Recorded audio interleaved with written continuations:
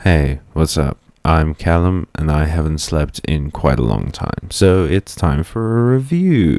We're going to be talking about the Alex Rider show today. If you don't want any spoilers for it, then I suggest you pause this video and go and watch the show itself. But before you do that, let me give you quick my recommendation. It's very good. I enjoyed it quite a lot. I'm excited for season 3.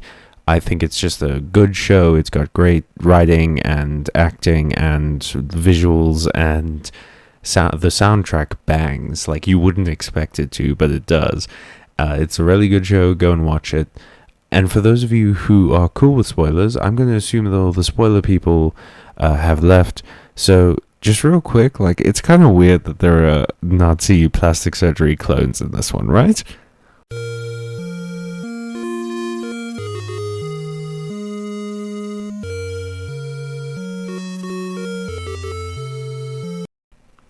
Okay, so Alex Rider. Alex Rider is a book series that started in literally the year 2000 that I started reading when I was very young.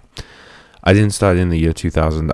That's a bit too young for me, but yeah, I started reading them quite a ways in. And then I sort of fell out of the series, and I haven't read them for a long time. So basically, all of the reference I'm going to have for this review is the show. So if you're not into purely the show, if you were hoping I'd reference the books a bit more, unfortunately, within the next few sentences, we'll end the book references. The only one that I'm going to make is that the first book in the Alex Rider series is Stormbreaker, and they kind of skip over that one for this show, which I'm personally fine with. The Stormbreaker Alex Rider movie came out not too long, well, quite a while ago actually, and it wasn't great. It wasn't bad or anything. It just wasn't like amazing, unfortunately. It was kind of too like young James Bond-esque. It was too much of like a power fantasy kind of deal, and that doesn't fit the theming of Alex Rider very well as I understood it when I was young. Alex Rider was always about kind of like a mix between madcap, zany spy fun and also the moral ambiguity of working as a covert operative, especially when you're a teenager, which the show actually approaches very nicely, I think. And that's why I'm absolutely saying the show is way better than the movie was. If you were worried about that, don't worry, the show is better. But let's get into it a bit more.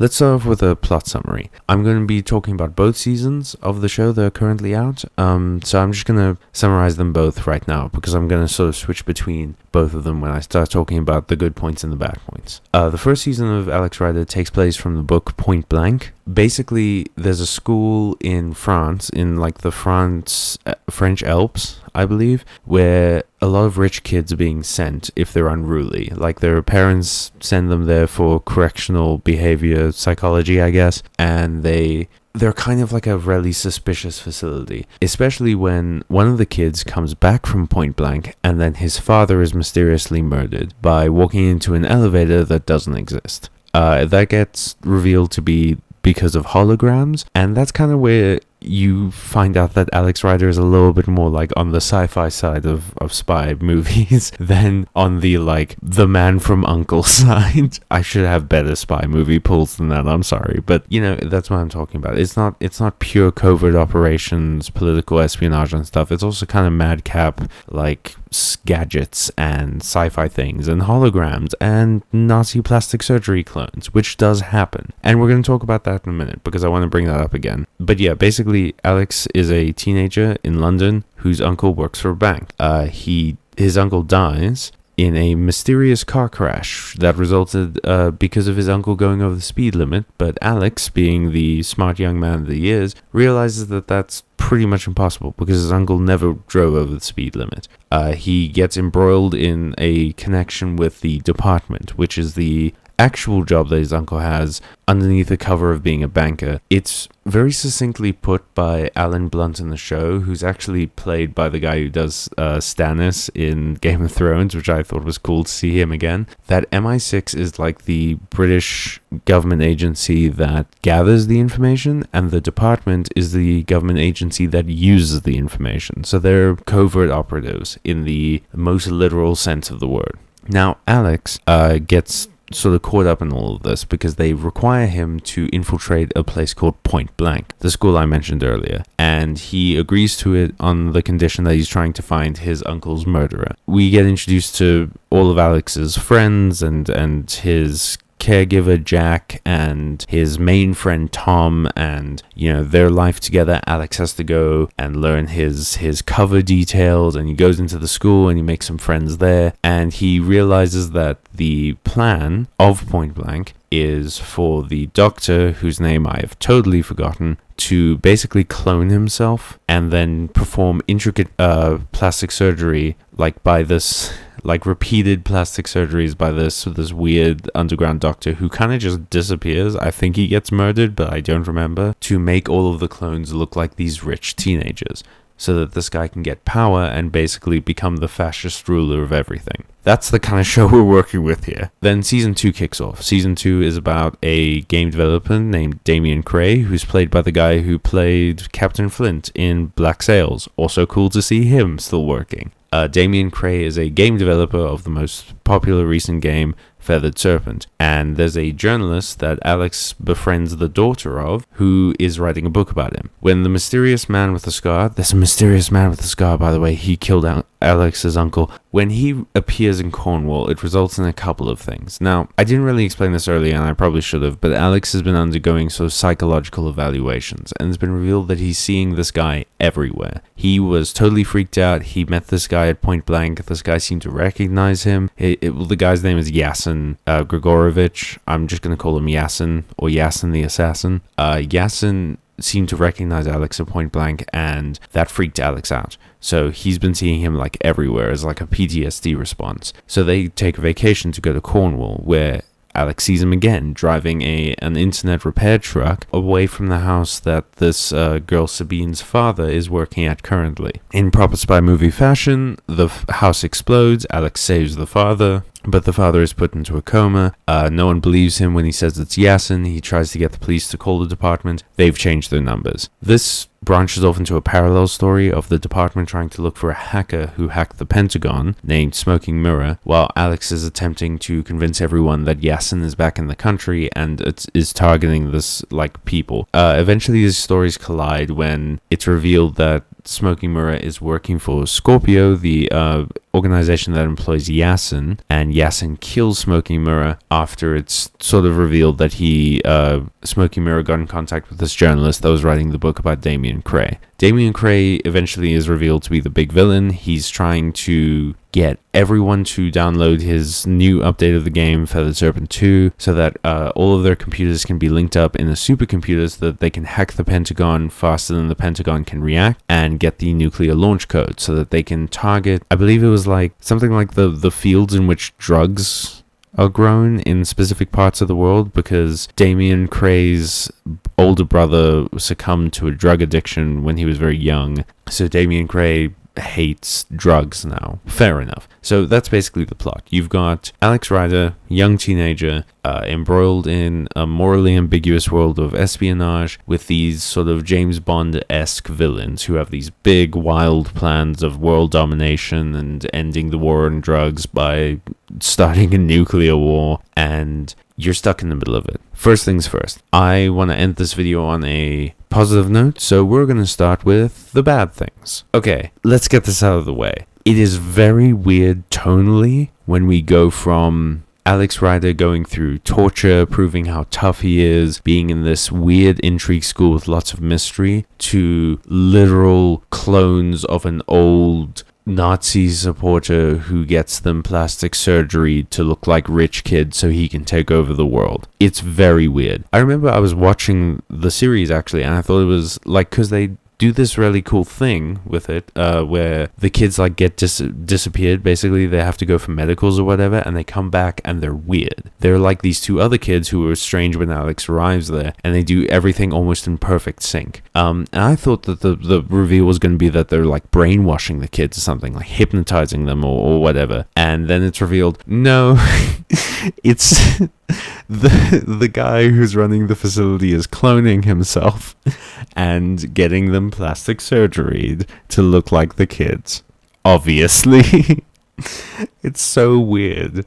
and it almost comes out of nowhere. Like it's sort of hinted at. That's why they work in perfect sync, because they're all basically the same person. Things, they have the same worldview now, and he clearly has very strong beliefs in his own ideology and is not open to argument, kind of like Reddit is. So it makes sense, like this would be the plan that he came up with. But it comes out of nowhere, and it feels very tonally weird with, like I said, the morally ambiguous tone of the show. One of the great things, and I'll talk about this more in the good points section, but one of the great things about the Alex Rider show is that they don't shy away from how really murky this work is, and how bad it is that Alex has to be a part of it now. They're constantly talking about how this is not only illegal, but just like morally wrong, and it's inferred that Alex's uncle was like grooming him into becoming a spy, and people are very upset about that, rightfully so. And it's really great that the show doesn't shy away from that, because it's the best part of it. It's so compelling to have these characters who are like, okay, we know that we've done some bad things. We're not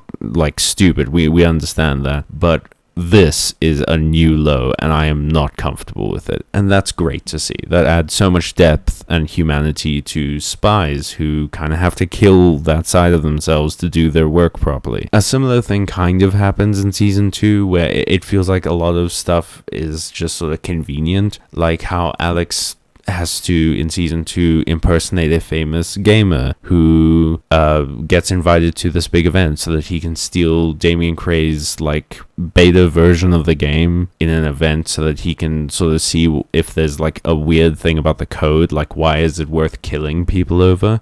And the gamer in question just happens to be the hacker that he met at Point Blank last season, of course. And also 2, the competition isn't actually about the game, a game that Alex doesn't play. It's more...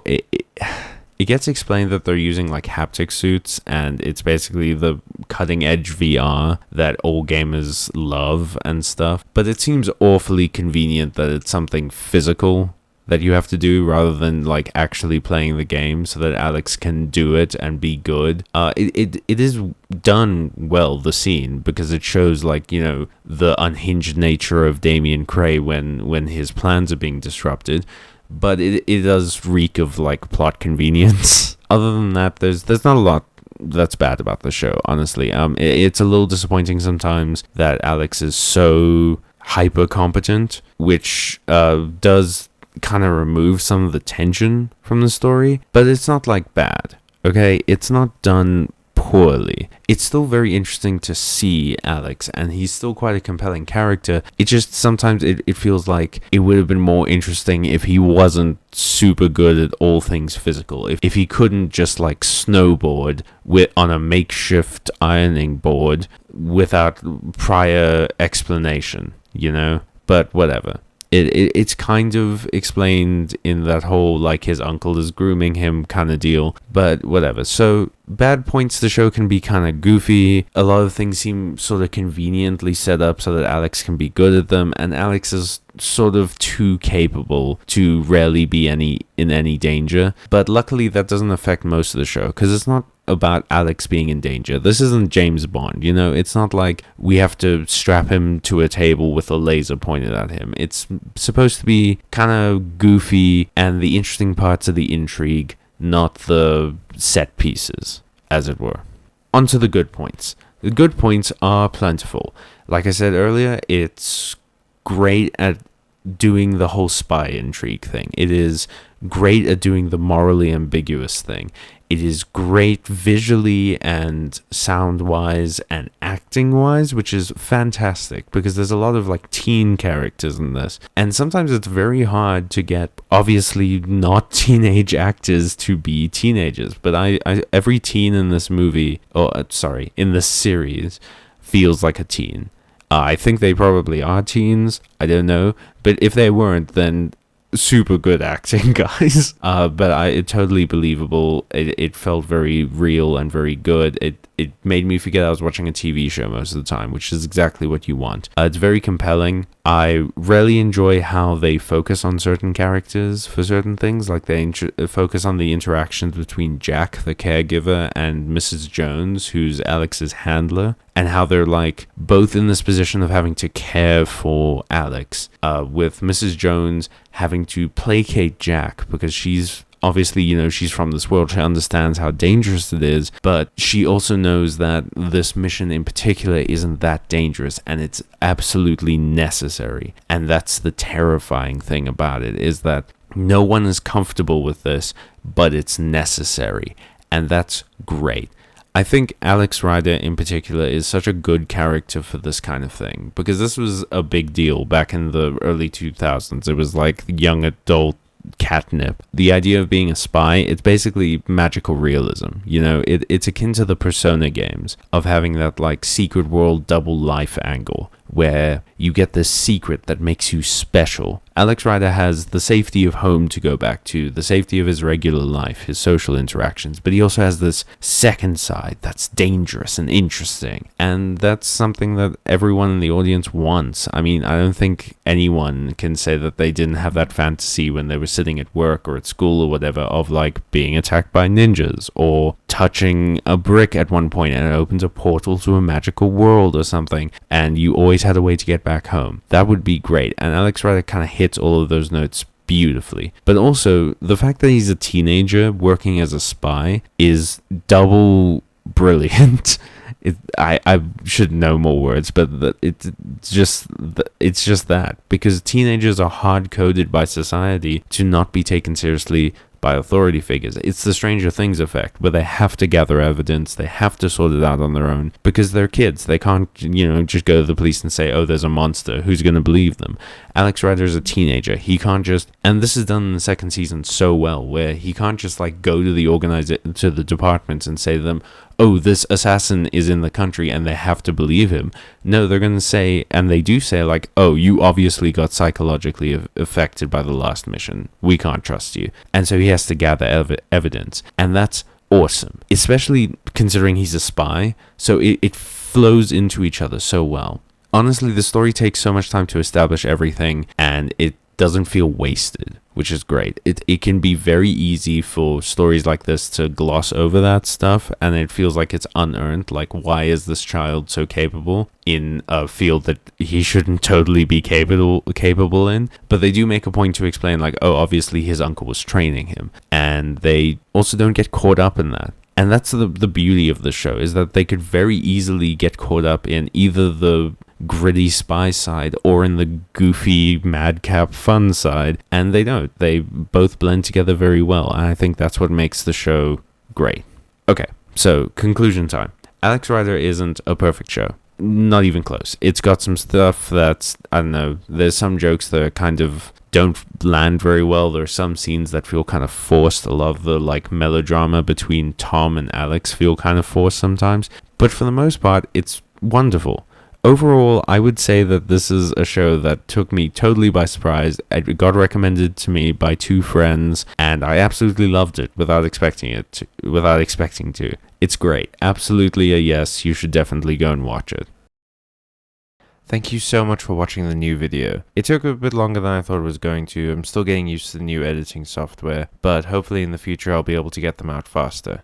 If you liked it and you have an idea of what you'd like to see me review next, then go down to the comments and let me know. And while you're down there, maybe give that little subscribe button a bit of a hit, And the like and the share too. We're trying to hit 1,000 subscribers by the end of the year, and anything you can do to help that would mean the world to us. If you want to interact with us more directly, then the best way to do that would be through our social media. At ByteMarxCast on Twitter and at ByteMarxCast on Instagram. We don't post as regularly on the Instagram as on the Twitter, but still it's nice to see the results of the art streams. If you want to talk to us more directly, you can go to our Discord, the link of which is in our channel. as well as all the other links that you're going to need, including our Patreon, which is still the best way to support us. We're revamping the Patreon at the moment, so we're going to be changing up the tiers and everything. We're going to be changing the rewards, but it's still a great way to get extra content. As soon as we start doing merch, they're the first people who will have access to it, and you get some early videos. But you also get your name read out at the end of the video. So thank you very much to our patrons, Renton McIntyre, Dorian, and Awei Chung. It's so nice to be able to make videos like this again. Thank you so much for watching. Please have a great day, and let me know what you want to see next. Bye-bye.